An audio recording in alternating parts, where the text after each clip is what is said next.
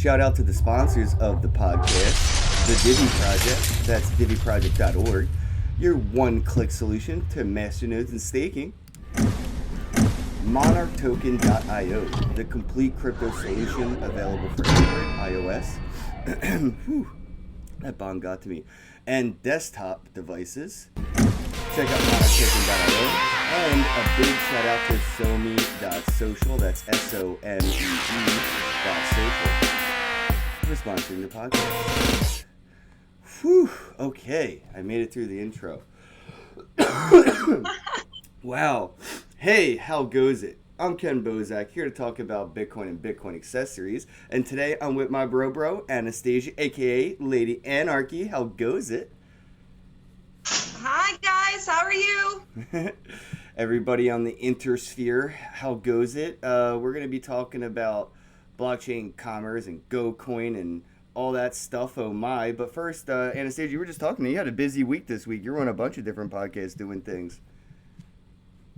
Yeah, I did. I did one with David Rodriguez on his Freedom Show to help another fellow nonprofit organizer and founder. She works with the anti-vaccine movement and and helps people who are going through all of this really terrible vaccine injury stuff after the fact, and parents are now dealing with mandatory vaccines, and they're trying to fight that in courts all over the country. So she has a nonprofit set up for that. And of course, for them, it's going to be very, very difficult to use regular banking systems because PayPal is shutting them down, bank accounts are shutting them down, et cetera, et cetera. And it's time for all of these organizations and companies that are not in line with the mainstream political narrative to find alternative censorship-resistant currencies, aka Bitcoin. So I helped her set up a wallet, which was really fun, and we kind of talked about the basics of why this technology is so important. And then my Cigars and Crypto podcast just came out, and I had so much fun with Noir, and we talked about really cool stuff and got into the deep and spiritual and philosophical part of the industry and Bitcoin, and those are my favorite kinds of conversations. And now I'm here to talk about Nexus Kids again and kind of recap of what happened from the last time that we talked, and how our event went in Vegas. Yeah, Vegas was amazing. So much fun. And shout out to Dee. She couldn't make it today, so she was supposed to be here for the podcast, and we were going to talk about GoCoin and everything. And thank you so much for filling in, but I did want to shout out and say hi to Dee. And I just uploaded that video that we made at the GoCoin booth from World CryptoCon in Vegas to YouTube. So just head on over to YouTube, check out that video. It's really short, really sweet, but it totally breaks down everything that GoCoin's doing. But yeah, it was awesome. And GoCoin and OKCoin were our big sponsors for the Nexus Kids event. So huge shout out to them for all of their help. They donated a bunch of money. They got us this amazing venue called the Library at the Cosmopolitan, which was just an awesome venue. And I'm a huge fan of libraries, so it's like a bar library. It's like the best of both worlds. So that was kind of awesome. And they donated a bunch of money, and they donated a bunch of items for the silent auction as well.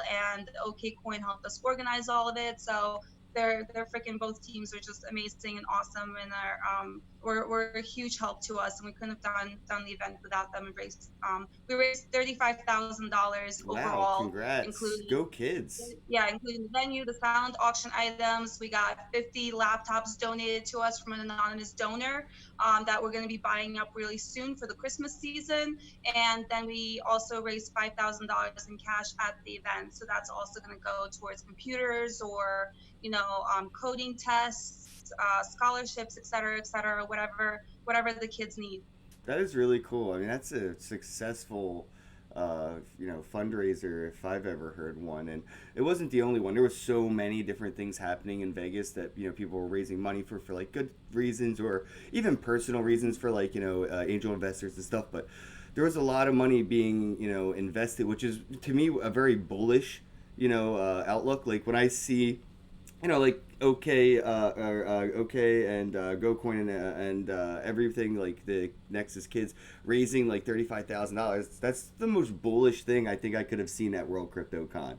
Forget all the guys on stage, but that's an indicator for me. Yeah, yeah, for sure. Yeah, I know there was a lot of art donations too. Like Bessa did a bunch of also did a donation Vesta's event, the amazing. Litecoin Summit, and it's just yeah, everyone's either raising money for a good cause or hopefully for good projects. Of course, we got to be careful. You know, we did bump into a scammer who was raising money for for ridiculous stuff. But I think most people are still out to do good within the industry and to really help us grow and expand and help people. I should start going to conferences and just be like, you want to help me get a Lambo? Do you want to invest in my goals to get a Lambo? And when people ask me like what's in it for them, I'll be like, well, I'll just tell people you helped me buy the Lambo, and you can tell people you helped me buy a Lambo. And that's exactly what happens with a lot of these scammers. Unfortunately, they're basically just gonna buy a Lambo with your money. Yeah. Well, the difference between a scam is that you're obfuscating what you're actually going to be using the money for. So you're lying. And that's really the biggest part of the scam. You're saying, this is a new scalable technology that's going to overturn Bitcoin. It's now the real money, Ethereum. But that's not what you are, and that's not what you're doing. And so therefore that is very scammy. But if you're going out there and you're being like, yo, I want a Lambo. Will you give me money for a Lambo? Well, then people are perfectly, it's easy for them to tell and be like, no, I don't want to support your terrible car habit. Wait, Or, did you yeah, see I the? like you, bro. Yeah, exactly. There, exactly. There is that mentality because did you see that useless Ethereum token like fucking years ago? Some guy created a coin called, you can look this up, everyone, useless Ethereum token, and it was basically like an ICO for him to get a car, and he ended up raising so much money. He did very well. And he basically was just like, "Thanks everybody, like we got a house," or it was something crazy like that. So I was just like, and that's the thing with like sort of like a GoFundMe or Kickstarter or Patreon, you could create your own ICO and it just be that means, right? That's all it could be, or it could be something like what EOS or B&B or whatever else is doing with their money and building things. So let's get into some of like I guess GoCoin real quick just to get some of that like going because I had that in the title, so I figure we should get that out of the way. So Sure, sure. I so could I could talk about Bitcoin real quick. They're payments network for merchants. So they make it super easy for any kind of e-commerce website to go on and basically get the API key for GoCoin. They do have to KYC and go through this little process. I actually just did it recently, and it was super easy. You just upload the documents. You put in whatever payment you want. So you either put in a bank account of if you want to be paid out in cash, which makes it easier for new merchants who are coming into the industry because it gets rid of the volatility and the fear that a lot of people have with using cryptocurrencies. And so you just do that, and then you can decide if you want to be paid in Bitcoin, or if you want to be paid in dollars, or if you want to be paid in a little bit of both. yeah, that's And important. you set up yeah, you set up how quickly you want those payouts to be. So if your turnover is really really fast, you can do like once a day or once a week. If your turnover is a little bit slower, you can do payouts once a month. And then their really awesome stuff is that if you have any kind of problem or you need help with the setup or anything like that, you basically get your own personal client manager who will help you through it. So D is a manager like that, and so you get the direct line to her phone number. You get to call her anytime. She'll help you out. She'll make sure everything's working, et cetera, et cetera. She helped me with that too. I was like, D, I was like, hold on, I'm having this one problem, and she's like, give me 2 seconds, and then she fixed it, and then I was able to put out the invoice that I needed. So it's a really really great company, and I Uh, don't say that lightly because I'm really picky. so Crypto has a question in the chat, and actually a good question. Do you need to have a business like ENI number, like an actual LLC, or can you be like just a regular person and have a GoCoin account to accept Bitcoin into fiat or something like that, I guess. So I actually did it as an individual personal account, and I just put in my ID, and so I used it to in fact get paid. So So your you can employer, you does your employer send like direct I deposit to them, or? I'm not sure about that. I wouldn't want to presume, but I know that my process was as an individual, and then Well, and you probably get paid I in set up crypto, with right? yeah. I got paid in Yeah. crypto because my payout account was the Bitcoin address.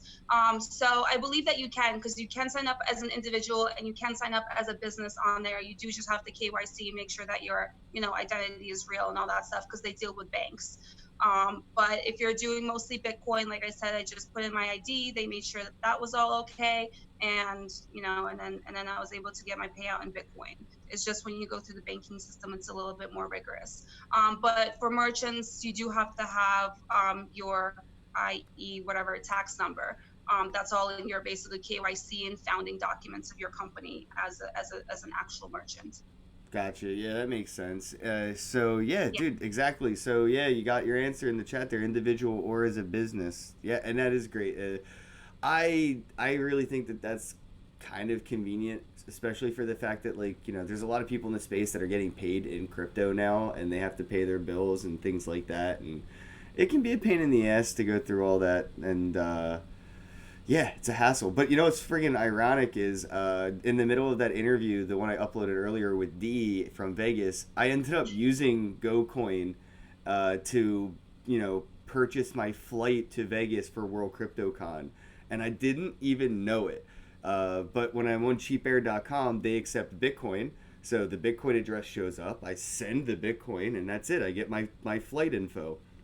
And Dee was talking about how they worked with Cheap Air, and after the interview, I looked at my receipt and it says powered by GoCoin. I was just like, no freaking way! Like that is That's awesome. great. Yeah, and that's the whole point. Like they made it seamless, they made it super easy, super convenient, and not scary for merchants that have never used these kinds of systems. I really So hope they can. Cheap Air is holding Bitcoin. Like you said, they could choose to have 10% or whatever, 100% or 50% held in the asset they accept, and then the rest get put into cash. Yeah, yeah. And GoCoin accepts the basically seven major cryptocurrencies. So it's Bitcoin, Bitcoin Cash, Ethereum, EOS, Litecoin, and Dash and Doge. So, because they've been around since 2014. Doge is another one of those things that we were talking about, where he was like, "This is a meme coin. It's worth literally nothing. I don't know why you guys are all buying it." And then it became this just huge phenomenon. And Doge actually does really well for traders who specifically trade in Doge, because it goes through these cycles, and then it pumps and then it goes Yep. back down, and you can make a lot of money off of it. Yeah, So, and the but community he's is always been really honest strong. about it. Yeah. Yeah, I was at DogeCon in Vancouver, and when they throw their next Oh, DogeCon conference, I highly recommend you attend, everybody, because it was like soul forking. Like that's how amazing it was. yeah, I was totally FOMOing that whole entire week. Yeah, it was. I didn't expect it to be what it was when I got there, and then it just kept evolving into this more amazing thing every day. And I was like, "Oh shit, I love being impulsive. Otherwise, I wouldn't be here right now." I ended up in Yeah, Canada dressed up in a friggin', spaceman's with Colin Pape, shout out to Presearch, dancing in the middle of the street till 3 a.m. It was amazing. But but yeah, guys. DDP, DDP. Yo, I just got hit up for a DDP. Somebody wants to throw one in LA. I think it was Gaston Cruz sent me a DM. I'm going to try to link him up and try to get yes, a DDP in LA do because it. We want to throw one in Guadalajara. It would be amazing in this city. This city's so Venice much Beach, fun. right on Venice Beach, right down the beach. Ooh. DDP. It's basically the only It's place I've been to beautiful. in California. It was actually kind of nice. Venice? Venice Beach, yeah. Oh, it's fucking amazing. It's so beautiful. I was crashing pretty close to the beach with Crypto Brecky, and it was just like one of the most surreal scenes because I'm like, you've seen this in every movie ever, and it's just like to sit there and see like the Venice Beach like circle thing, like Mhm. Wow, it was just cool. But yeah, dude, good times, good vibes. Um, but yeah, so if you have a small business, or even if you like everybody has one, right? In Bitcoin, if you're a real Bitcoiner, you have that small business. You've been bugging to accept Bitcoin since the first bull run, right? Like, hey, you accept Yeah, Bitcoin yet? You accept Bitcoin yet? Well, now they can. Introduce them to something like GoCoin, and with their simple yeah, API, they could go ahead and do that. yeah, yeah. Super easy. We actually just started using BTC Pay Server Mm. because it's very much anonymous and you just plug in your address or whatever. But on the back end, it's quite an adventure to try to figure out how to run your own node and how to integrate it into your WordPress website and et cetera, et cetera. And it's great for nerds and it's great for, maximalists, and it's great for people who want that, extra little control and extra little anonymity. But for the average merchant and for the average person, it's just too complicated. We just set up a coffee shop here in Guadalajara with Bitcoin, and we used Blue Wallet. We were like, Oh, just print out cool. the QR codes and do it that way, right? And that's probably the easiest way that a merchant can handle it. But because, we had to, and me and Katie are like, with our broken Spanish, we're like, Orange coin is going to go up because there's only 21 million and so it has no inflation, and we're like trying to translate this, right? But it's definitely not enough for somebody to be like, well, why is Bitcoin better than anything else? And we explained to him that this should be like a small savings account, right, instead of just trying to throw it back into pesos. And we're like, well, if you do want to trade it back into pesos, there's this and that exchange. But with something like GoCoin, it would be so easy because he can accept it, but he doesn't have to, he doesn't have to actually worry about trying to put it into pesos on the other side to, get more coffee beans and et cetera, et cetera. Although they do mostly work with e-merchants, I think it wouldn't be too difficult to set it up for like a little store like that if a small business did want to use them. What do you think about these, small businesses in other countries where their currencies are a little bit more volatile than ours here, or other places, and like, with more stable, stable fiat coins. But what do you think of these like stable coins as a solution, as an alternatives conversation to having that Bitcoin conversation, right? Because talking to a small business about Bitcoin has to involve the scarcity, the volatility, this, that, and the other. But with the Mm-hmm. stablecoin conversation, we're just really talking about all the benefits of the blockchain when it comes to crypto, where it's immutable, unconfiscatable, censorship resistance, this, that, and the other. And it now it sounds like the money they're used to, just better.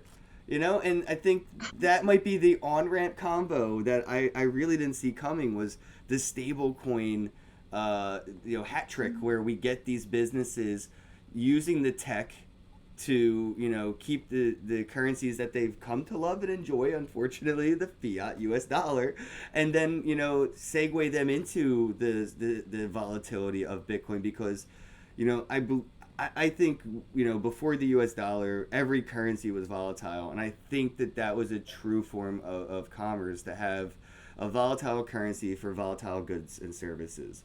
You shouldn't just be able to print as much fiat as you want to buy oil and gold. That's why Yeah. Gaddafi and Saddam and Osama, everybody wanted to use gold to buy oil, because the Yeah. petrodollar is a scam. So, like, what are your thoughts, like, on these small businesses? Kind of, having that conversation of like, what is a stable coin and how to use that, instead of like hedging, the alternative investment of like just hold a couple, transactions in Bitcoin. Because I don't know if you knew this, but Proton Mail, they publicly announced that they have never sold any Bitcoin that has been used to buy any services on their platform. They have been hodling Yeah. everything. Yeah, I saw that. Yeah, good for them. I mean, I'm hoping all of these companies are doing that, right? And I think a lot of them are. I Yeah. think a lot of merchants that are accepting Bitcoin, it's like there's like a two-sided thing to it. I'm always like, okay, I get to use Bitcoin because I'm basically living off of Bitcoin, and there's all these great companies that I'm giving my Bitcoin to.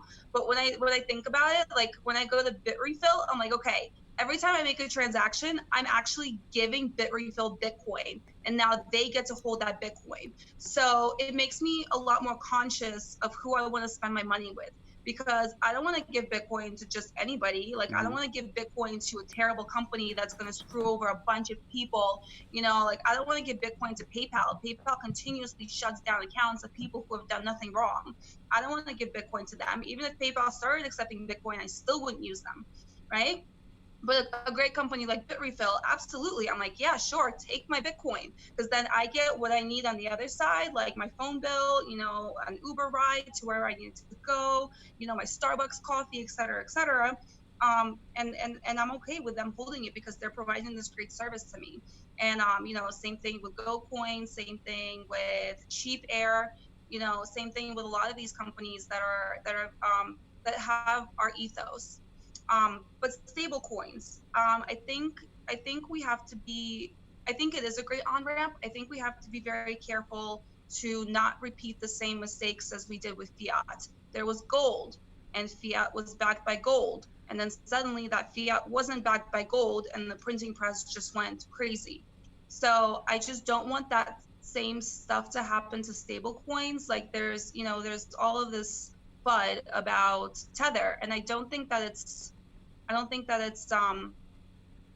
what's the word? I don't think it's unwarranted. Like, I think that fear, uncertainty, and doubt is something that we should be paying attention to as far as Tether is concerned. And there should be some kind of auditing system, or they have to be held to a higher transparency standard to make sure that they're not just printing tethers out of thin air that's not backed by anything. Mm-hmm.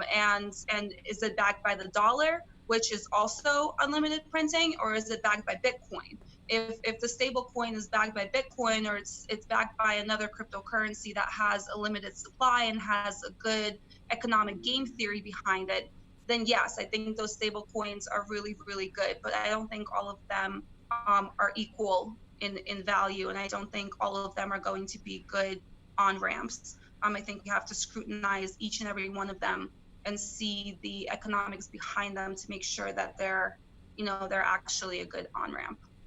Yeah, I can't wait to see the Tether audited. That's gonna be an interesting event. Much like if the Federal Reserve were to be audited today, it would be kind of a big deal. Especially the Tether and crypto, that would be an interesting big deal. I just saw a really funny. It was like the Onion news. It wasn't real news. It was just like a funny story, but it was on Crypto Jazeer or CoinJazeer.com, and Yeah, it was like I love them. it was like Brock Pierce is a tether whale who pumped Bitcoin to $20,000 and all this, and I was just like, this is. I love it. And then it went on to like Jackson Palmer kills the Doge dog in real life or something to sacrifice for Doge or something. I was like, Coin Jazeer has hilarious articles, man. Yeah. I love the Onion, and now I found my Bitcoin version of it, but like they have really funny stories. It's great. It's great. I have a couple of friends who have put in stories for them. I put in a story for them, but they were like, "Sorry, we're already writing about this topic," and I was like, "Damn it!" So maybe I'll try again in the future. I was just like really Oh, inspired. It was maybe they'll about write Libra. about me. Maybe they'll write about me. That would be hilarious. Oh my gosh, it would be. I think they've had like 2 or 3 articles about Brock Pierce now. I just saw another one come out. I don't remember what it was, but I know Brock was in it, and they do a lot about what's his name, Dan Larimore too, Yeah, and yeah. yeah, They have it's all lighthearted fun. It's obviously like satire, comedy, yeah. but it Yeah. comes off I mean, they so definitely make well copies. written. Yeah, but it comes off so well written. It's like is like if you didn't know better, you'd be like, oh shit, is this real? Like, Yeah. Yeah, and it's all and they do submissions, so it's all just a bunch of regular crypto people who are basically anonymous. And so I mean, we have great writers in this community. I mean, the content creators who specifically, like, great video content creators, but the content creators who specifically write are just absolutely amazing. Like, I love reading everything, almost everything, unless it's like completely off base and wrong about any project. You see sometimes, I feel like that's the only but shit I really want to see anymore. I'm tired of seeing this stuff that wants to be serious and factual, and and it's really just bullshit. I'd rather go to CoinJazeer and just get the bullshit for what it is.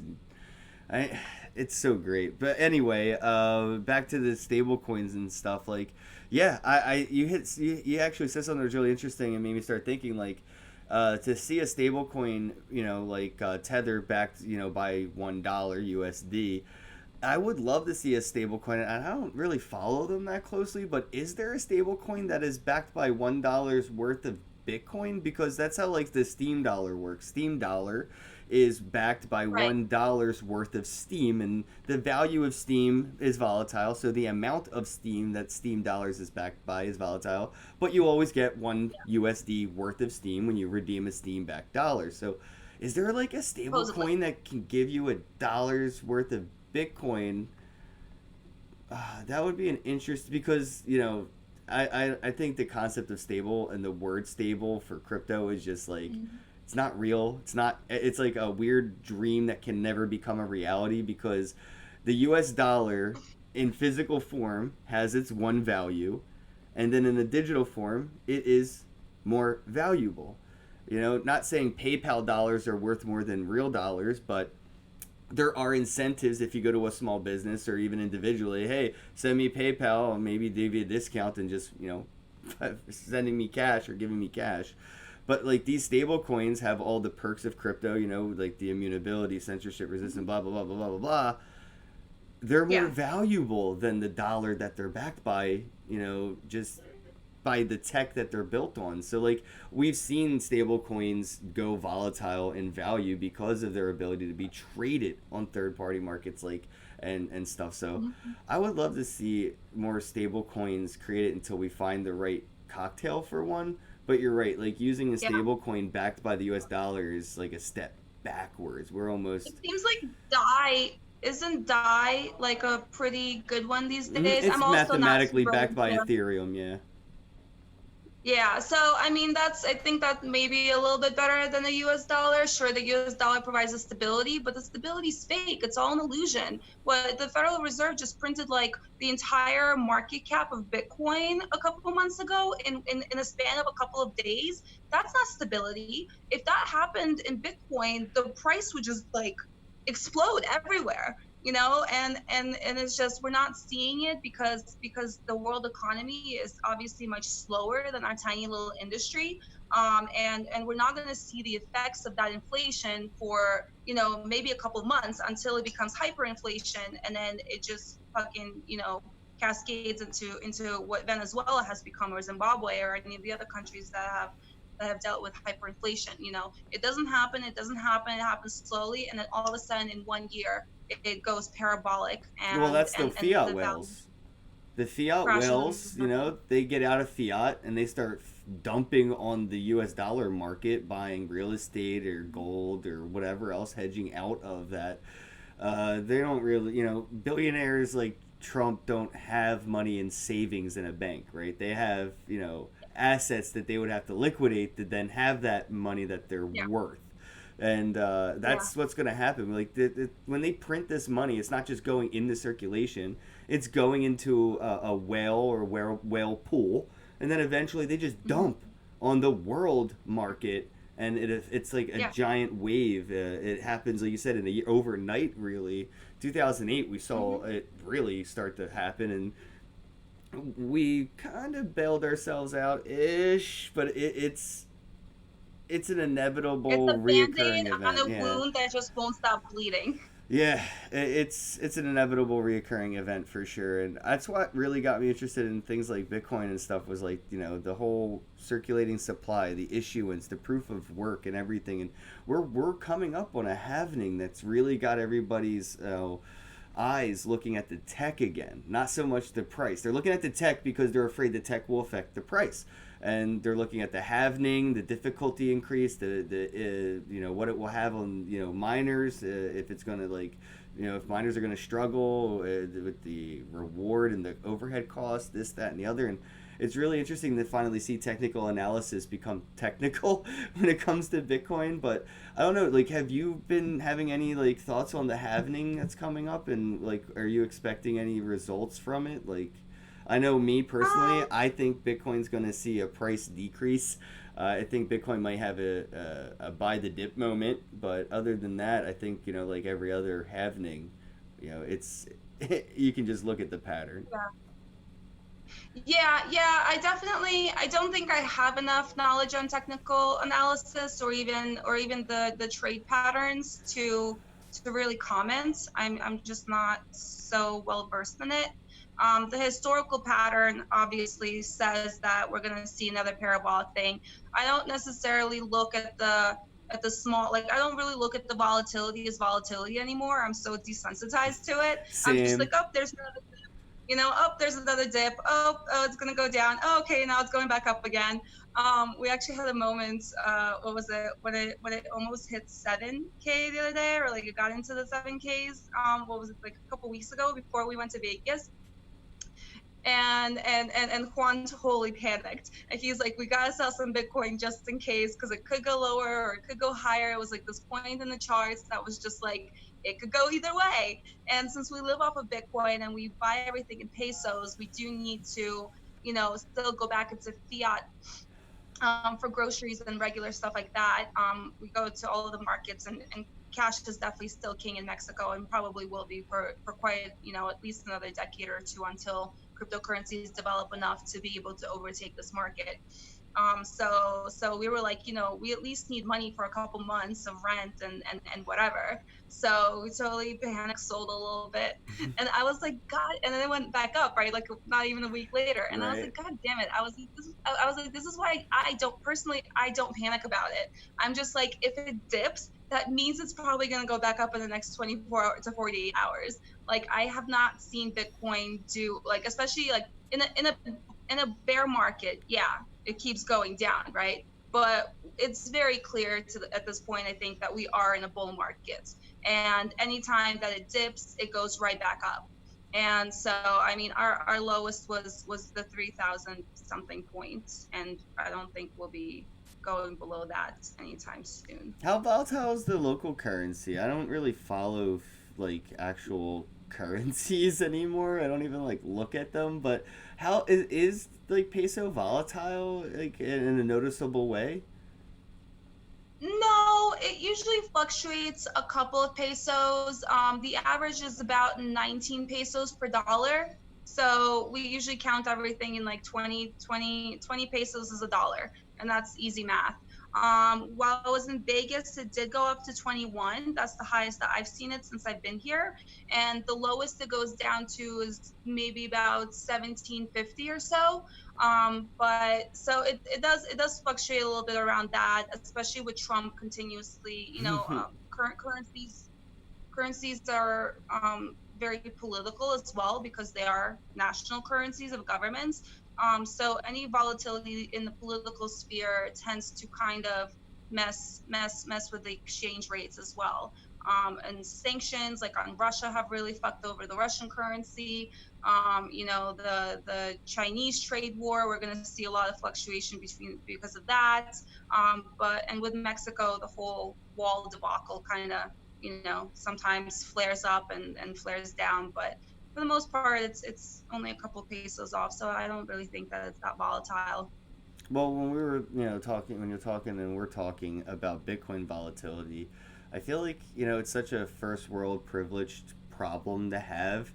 But, like, when you look at other countries like Venezuela or, whatever, there's places in Africa where they have a different currency every fucking couple of months. It's crazy. What was it, in India? I think they even got rid of their two highest, physical dollar bills were like just delete it, and you had to go stand in line to get them exchanged for lower bills at a percentage loss. To see these countries see like 40% volatility in currency or more within the day or week, just to look at the Bitcoin volatility, it's not a problem. People around the world are very used to currency volatility when they're looking at what they get paid in or what they're using in their daily life. And if you zoom out a little bit, Bitcoin's volatility has been in favor of those that use it, much rather than anybody who's participated in a fiat currency environment. And especially if you're at the lower end of the paradigm, lower class, middle class, Yeah. you're not making out like a bandit having your savings account or using that local currency over time.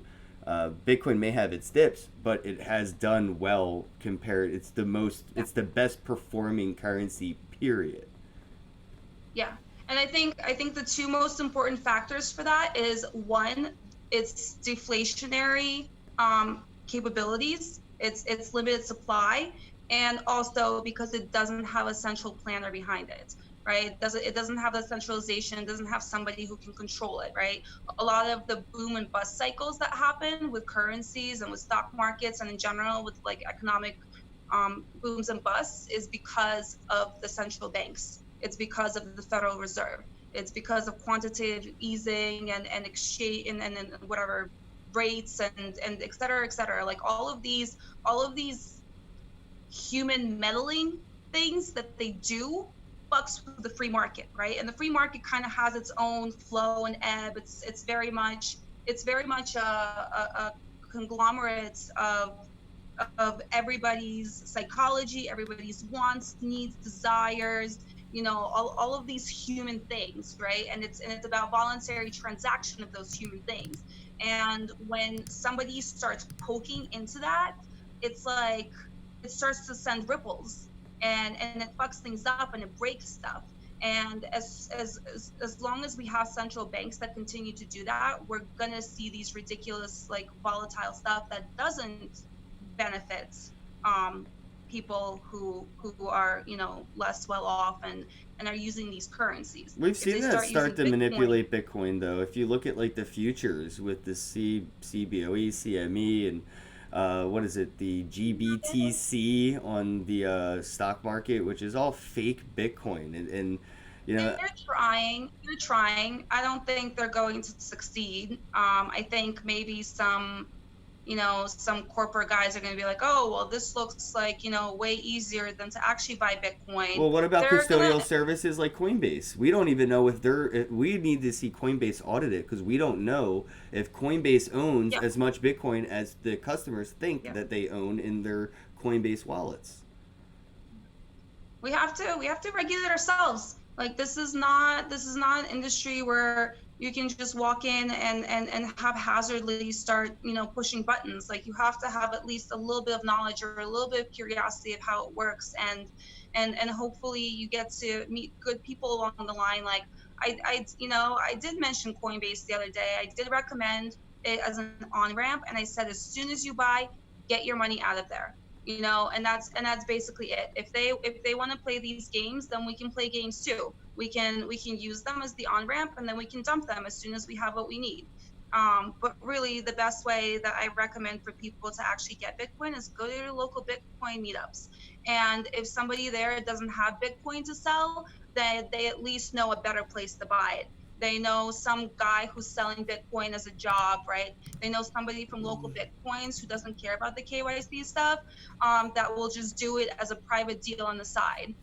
There are great and anonymous non KYC exchanges like Hodl Hodl and BISC where you can get Bitcoin. There are alternatives, which is why it's like why this industry is so great. We're still a free market. We're still very underregulated and basically almost not regulated at all. We're only regulated if we choose to be regulated because there are absolutely alternatives to Yeah, I'm just sitting here plugging my meetup in the background while you were talking. It's on November 21st in Philly at the Irish Pub. That's 2007 Walnut Street. The 21st at 6:30 p.m. to 9:30 p.m. So yeah, thanks Dan and everybody will be there. And yeah, you're right. Go to your local meetups, guys. it. Miss you Definitely. guys. Yeah, we miss you too. Oh, I know Vegas was so much fun. I wish we got to hang out more. We definitely got to get you and Juan out to Philly for a Bitcoin meetup, though. Yeah, yeah, that'd be great. Yeah, I definitely need to guys. Yeah, so Well, I wanted to talk a little bit about that, like with Coinbase and everything with Bitcoin, because like I like to conspire and conspiracy theory and tinfoil hat into. There's already more than 21 million Bitcoin. There's already more than 21 million Bitcoin. In these custodial wallets where they have honeypot hot wallets of their assets, their end users are unknown to us, so we don't know how many people on Coinbase have X amount of Bitcoin. If we could get all that information, there's a potential that there could be too many Bitcoin owned on this custodial exchange than that could possibly exist. And it starts to get real sketch when we think of multiple custodial solutions like Coinbase colluding together in this unregulated wild west that they're in. And we've seen what looks like legitimate exchange exits happen with these scapegoat exit scam things like Quadriga in Canada. That was a legit Yeah. exchange, very Coinbase like level, but they just had one issue that kind of ruined it for everybody. And that's Coinbase isn't inflammable to fucking up or being a scam just because they seem legit, right? It's all a farce. Everything's a scam until it's not. And I think we have to start considering the fact that we're going to see like the equivalent of paper gold, where they have gold sold 10 times to 10 different people, even though it's only one piece of gold in the vault backed by those 10 different certificates. It's the same thing with fractional reserve banking. We could see fractional reserve bitcoining, and I think that we already are. It's just not on anybody's peripheral, like nobody's really seeing it, but I believe that it is happening in the background with these custodial exchanges. Mm-hmm. Maybe. We just actually talked to Andreas about this, and somebody had asked the question of, could we see a fractional reserve Bitcoin? Could we see, these exchanges basically saying that they're backing up their Bitcoins by Bitcoins, but they're not actually doing it and participating in this fractional reserve because they know most people won't pull out the money. And he was really kind of unaffected by that. He basically said that no, like fractional reserve banking wouldn't happen in Bitcoin because we can still always check it on the thing. And they do have wallets that all of these exchanges do have wallets where they keep their Bitcoin, and you can.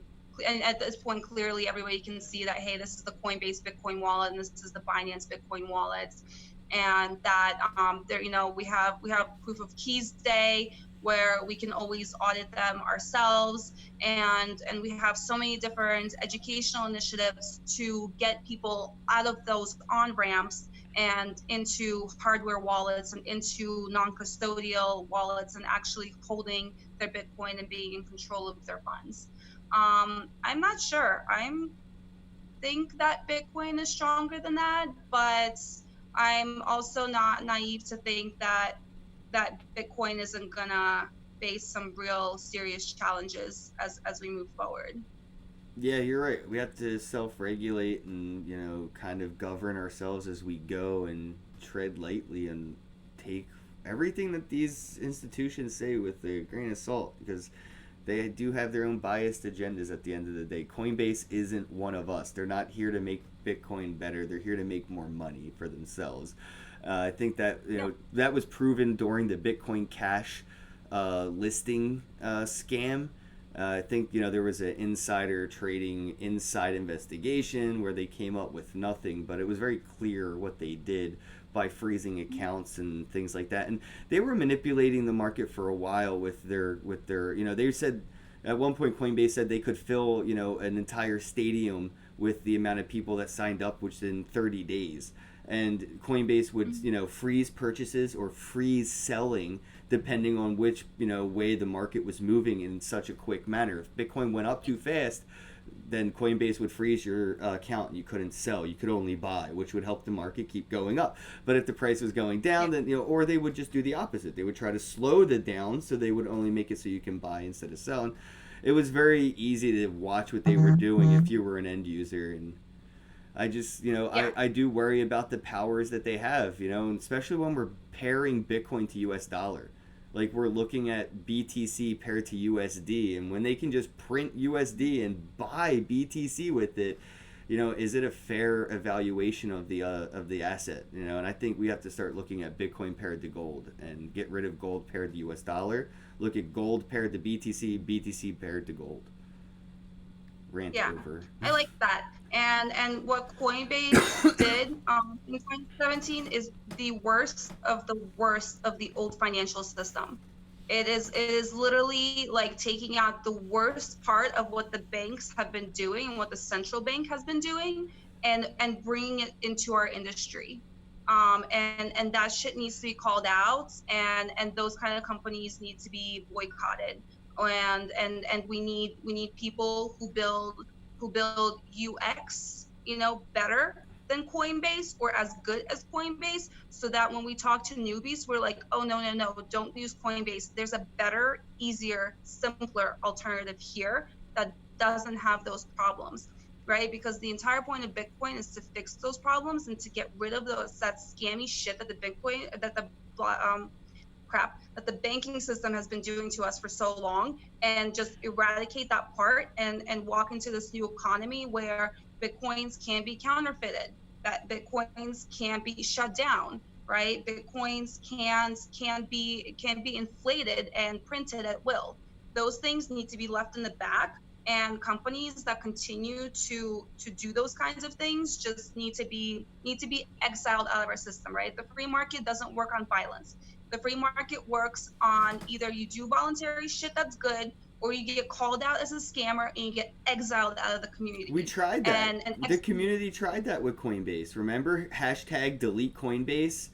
That was that. yeah, You know how also have fast that hashtags of ended? this. Well, that was Yeah, because they started giving away $50 worth of shitcoins to people that would do these, courses on individual shitcoins. So every yeah, fucking content creator and YouTuber and fucking, Twitter fucking personality that was using hashtag delete Coinbase all of a sudden started posting their Coinbase referral link and telling people click here to get $50 because they got $10 every time somebody got $50. And it's Coinbase still does that. Like, if you want to get free shitcoin money, then you can go to Coinbase and do this weird little, you know, I would say brainwashing lesson on the shitcoin, and then you get paid for being manipulated, and you could dump it for yeah, Bitcoin. But the community sold out really quick on outing Coinbase for what they really were as soon as Coinbase started giving away money. It was like a very, very public payoff, and I was very ashamed of the community when the hashtag went from yeah. delete I Coinbase to mean, if free if money. Use my if referral you link. if you want to continue to to collect those bad karmic points, and continue fucking the world, then go ahead, I guess, keep doing that. Some of us are still gonna keep fighting for the good and for the moral, and try to try to bring in a new financial age without financial slavery into this world. That's Like, why I that's the like thing. Monarch, A lot of man. a lot of people that walked in 2017 don't understand why Bitcoin. It's like, sure, Bitcoin this and Bitcoin that, but why Bitcoin? And they're like, well, to get rich. And no, this is like, look at what the hell is happening in Hong Kong. They are literally putting children, students, into trains and taking them to undisclosed locations. Exactly what happened with the Jews in Nazi Germany. Mm-hmm. If people aren't going to stand up and say, hey, look at the shit that's happening, look at the amount of slavery in this world, and they still don't, like, they can look at that and they still don't understand why Bitcoin. I honestly, like, don't know. I don't know what to say about that Yeah, at that point. you brought up the revolution that's happening in China, and it's funny that again with the whole hashtag delete Coinbase, fake ass supporters. There's a lot of like free Hong Kong fake ass supporters out there that are still like, it's a very small thing to do, but it's very easy to just not buy anything that has a fucking made in China slogan on it. Like that little made in China seal. Boycott that shit, because that's the only thing that not the only thing, but it's like the least that you can really do to really show support in a physical way, rather than the metaphysical tweet of support. Like that's where a lot of things have gone. People don't protest in streets anymore, they protest in tweets, and it's not as helpful to the causes that you're Yeah, trying to support. And I think that's yeah, what the mainstream wants to really perpetuate is, don't go out in the streets, just, share this hashtag for support, hashtag thoughts and prayers. You know what I mean? It's not the same as being there for somebody. yeah. I And actually just posted on my Facebook, and I'll repost it on Twitter, a Reddit thread of how you can actually help the people in Hong Kong. And it's everything from writing to your representatives, if you still believe in government, that's cool. I guess, or places that you can donate Bitcoin, Yeah. supplies that you can send to Hong Kong, basically like a huge list of things that you can do for them to help them. And if we can't help Hong Kong and we watch what happens to them, like we watched what happened to the Jews happen to them and not do anything about it, then the world learned nothing from World War II, and that's really fucking sad. And we might just all give up and die Yeah, together. Um, I'm waiting for the memes to start coming out of the woodwork where we're dropping freedom on China, because Hong Kong would really benefit from some freedom being dropped on it right about now, but we're we're not seeing our government do much, and unfortunately, even the community here isn't doing much. But they're also distracted with fucking sports and entertainment and Emmys and all this other bullshit that so you just. can boycott that too to help Hong Kong. Yeah, yeah. Well, a lot of celebrities are starting to get in on that now, where they're starting to see the mainstream's distraction of serious events, and then perspectives of these things being skewed to fit the agenda of the propaganda. And I don't know. We're Mhm. starting to see more people go to independent journalism than mainstream journalism, and that's I don't know. I'm interested. That's it's a different path for sure. And like you were saying, there's a lot of these things, like the different charities that are accepting crypto. It's the protesters in Hong Kong are holding up Bitcoin QR codes now because they can't even use their local currency because it's being used to trace and track them as participants in the revolution. So their Yeah. only safe option is to start using cryptocurrencies rather than local currencies. And now we can finally decentrally globally kick into a Kickstarter of a revolution. Like, imagine if hashtag Freedom for Hong Kong could have a Patreon or a GoFundMe or a Kickstarter. Well, they do. They have a Bitcoin address. Send some satoshis, and you can invest in their freedom, in their revolution, and you can protest with your money, and instead of withholding it, you can actually use it for good. So, and then Yes. that's a And that's segue why into the Bitcoin kid. is free speech. Exactly, and that's where I wanted to segue into the Nexus Kids and everything that you're doing with OK and stuff. Like, it's really Yes. empowering to see, like, that even like legacy charities are even starting to get interested in accepting crypto as a means to support their own campaigns.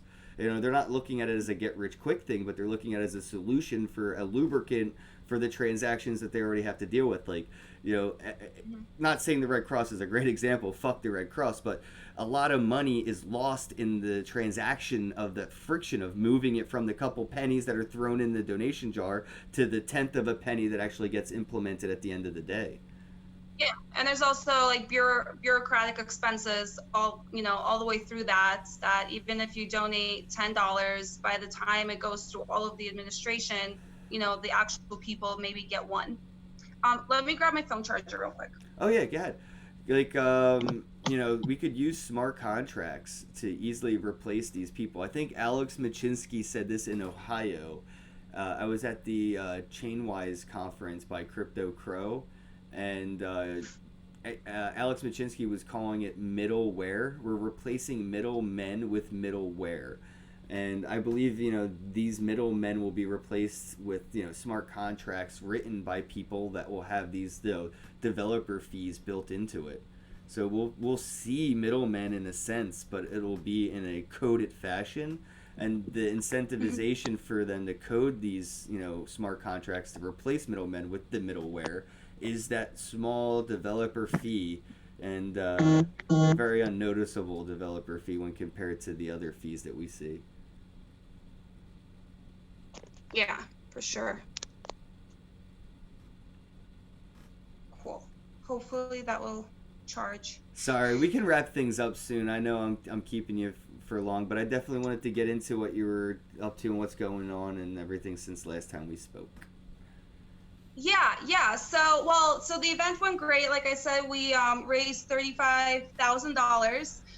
Five of that in cash. We're getting the 50 laptops that somebody donated this month for the Christmas season. And our next big fundraising thing is Giving Tuesday, which is on December 3rd. So all of that money is we're gonna do a campaign, and all of that money is also gonna go towards laptops and towards basically Christmas gifts to get kids started on their computer science career. And actually, I have a bunch of facts and figures for you guys because we think that this is kind of an epidemic. Like, why are our kids not being taught one of the most important life skills in the 21st century? Right? We have computing occupations are the number one source of all new wages in the United States. So basically, most of the jobs that are out there now have some kind of computer skill that you need, and a lot of them are specifically coding skills. And our kids, our graduates, are in computer science. So that's a really low figure considering that this is one of the most important skills that you can have in the world right now. Only 45% of US high schools teach any computer science courses. That's less than half. So more than half of the kids in the US aren't even getting the opportunity or the chance to work with computers and to even start on their path. And that's considering, sure, there's computer science degrees that you can go into when you graduate from high school and you go into college, but then you walk out of college with an average debt of $30,000, when if you go to Cisco and they give you a free Python class, and then they will pay for 50% of your exam fee to basically pass the Python, certification, and that's about $200. You can basically get a Python certification for $200 with an entire course from Cisco, which is an extremely reputable tech company. And if you go to Indeed.com or any of those job sites and you look for Python jobs, they can pay out anywhere from $10,000 a month to, $200,000 a year, et cetera, et cetera. You can get hourly jobs that are $60 an hour to develop in Python, and you can basically build anything that you want on computers just using that one language, and then you expand it and you learn other languages, and then all of a sudden you can start developing blockchains. And we know that this tech is going to be an even bigger opportunity for kids to learn and to improve. And this is the next generation. These are the guys and the girls who are going to be building next hardware wallets. These are the ones who are going to create new scalability layers. These are the ones. There was just a really fascinating report on Twitter from one of the guys who attacked the Mimblewimble protocol and was able to break it, right? And that's going to be a huge issue moving forward. Like we now need developers who can fix that and make Mimblewimble better, or make another protocol that's better that privacy coins can adopt, right? And more stuff is going to keep breaking because that's the nature of technology. You build something and it's really great and it's secure for a little bit, and then somebody comes in and they're like, oh, I know exactly how to push all the right buttons to make it not work anymore. And then somebody does that, right? It starts out as theoretical, and then somebody tries it a bunch of times and they fail, and then somebody else tries it again using that same information but maybe tweaking it, and all of a sudden they figured out how to break it. And so now we need developers to learn how to fix it again. And this is gonna keep moving forward this way. And technology has worked like this, and security has worked like this for hundreds and hundreds of years in different forms. Now we're just very much in the virtual space. So we need to figure out programs in K through 12 where kids are actually able to learn this early on. And kids are like sponges. So you give them this information when they're in second grade, and by the time they get to college level, they're basically professionals. Mm-hmm. I know a lot of developers in our space have been homeschooled or self-taught, and those are the ones that are doing the most interesting and fascinating things in the space, right? Colin Cantrell was self-taught since he was a kid, and he's a legitimate blockchain architect now. With his own blockchain that he's been developing since 2014, and it's a great tech, right? And so many others in the space have been basically doing the same. With the lack of public education in the field, it seems like we could see a potential for like it to be a family trade for a generation or two until the public knowledge becomes more readily available in, you know, the public schooling. When you look at, like, you know, Vitalik's dad and Vitalik, and, you know, Vitalik ever has a kid, holy shit, the amount of homeschooling education that would have. And look at a lot of these Bitcoin core developers who are going to have kids and are going to raise their kids to be coders. And, you know, it's really interesting to look at that family trade and to, you know, to think and decide that you could do that today. You could be a digital, you know, blacksmith of the Bitcoin blockchain, or something, you know, just by learning a simple programming language. And when I say simple, I am definitely oversimplifying it. It is not that easy, but, you know, like anything else you put time into, I'm sure it gets easier. I've built an app for Android before. I built an app for iOS, and I've, you know, done some simple HTML like stuff in Java. But yeah, when you start to look at like Python and you look at Solidity and stuff like that, there's a reason why it's a very valuable skill to have. And it and to almost send a kid to school today and not have the kid come home prepared for, you know, the future, which is what, you know, first grade, say 18 years later, you know, or something, when, you know, they're an adult in the real world, having those skills prepared. And, you know, to look at the public schooling system and see that it's a good 20 years behind every time. Yeah. Yeah, for sure. Bitcoin Jake says he prefers Java. Python is fun. Sure. I mean, whatever, right? And you can choose, right? Like I prefer Russian and English over other languages because I'm really good at them. And you can, you know, you can learn pretty much any of the coding languages and do the specific things that you're interested in. So if you want to build an app, you learn one, and if you want to build a blockchain, you learn a different one, and maybe you create your own, right? There's kids are so creative. Dude, they're the best resource we have.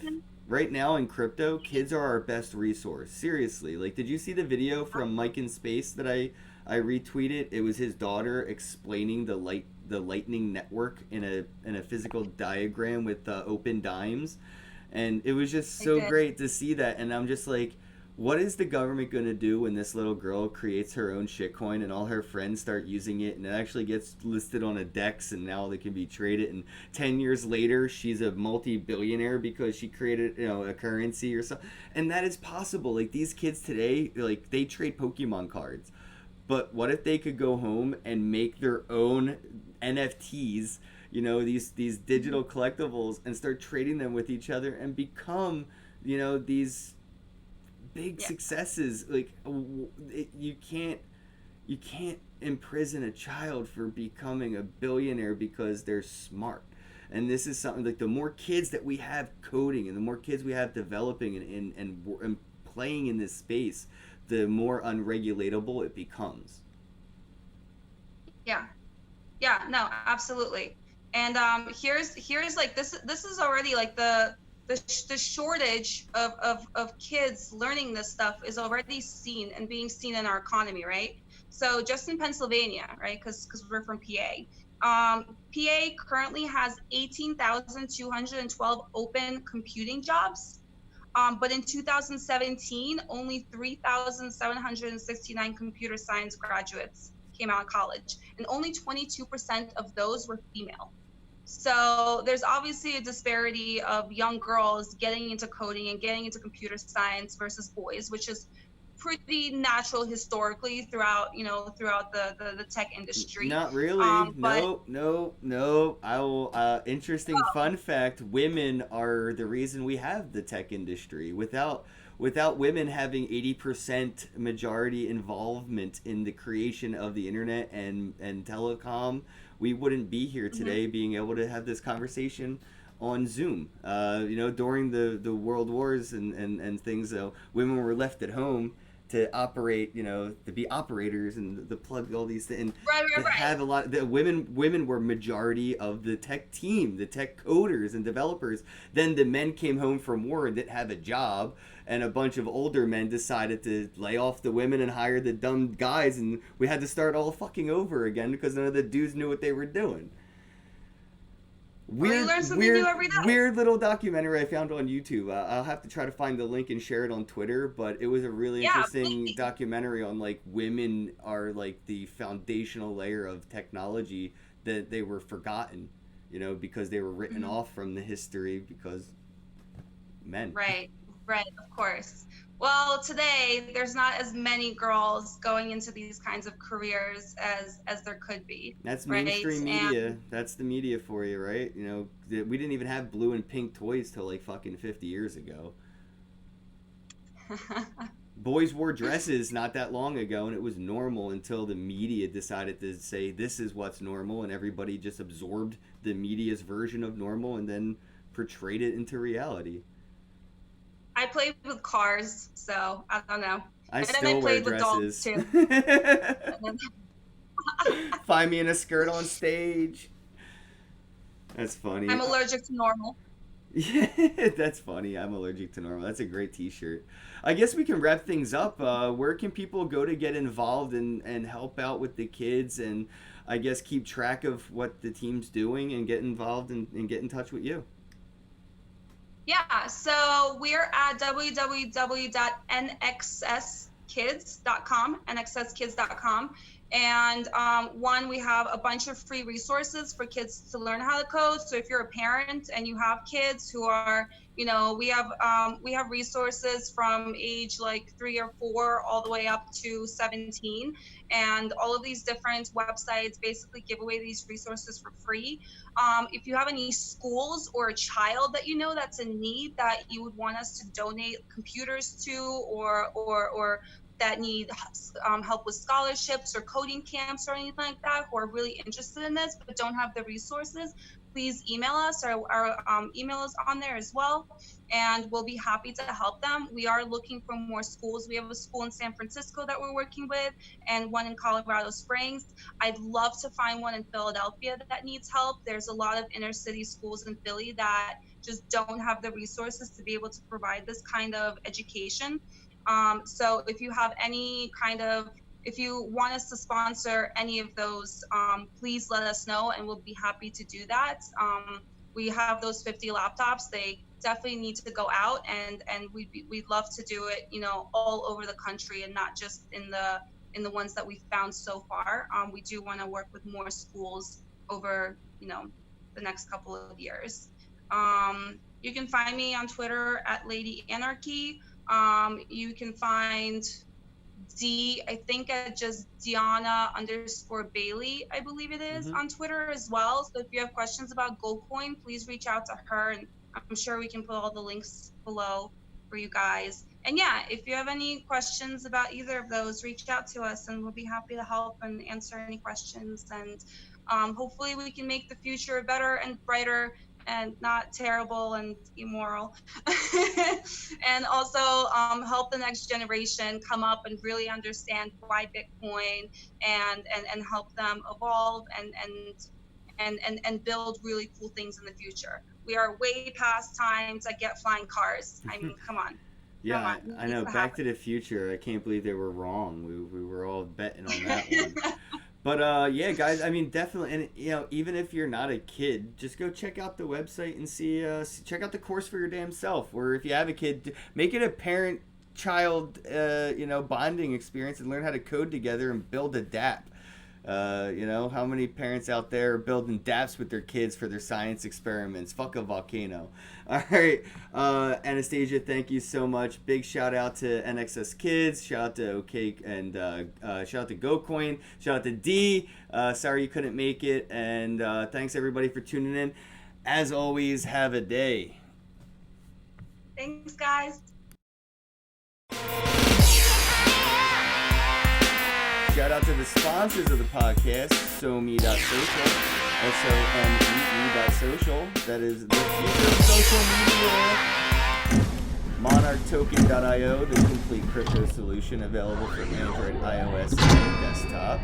Go ahead and download the app today, check it out. Don't forget to check out the Divi Project, the sponsor of the podcast. That's DiviProject.org, your one-click staking and masternode solution service. I'm a shill.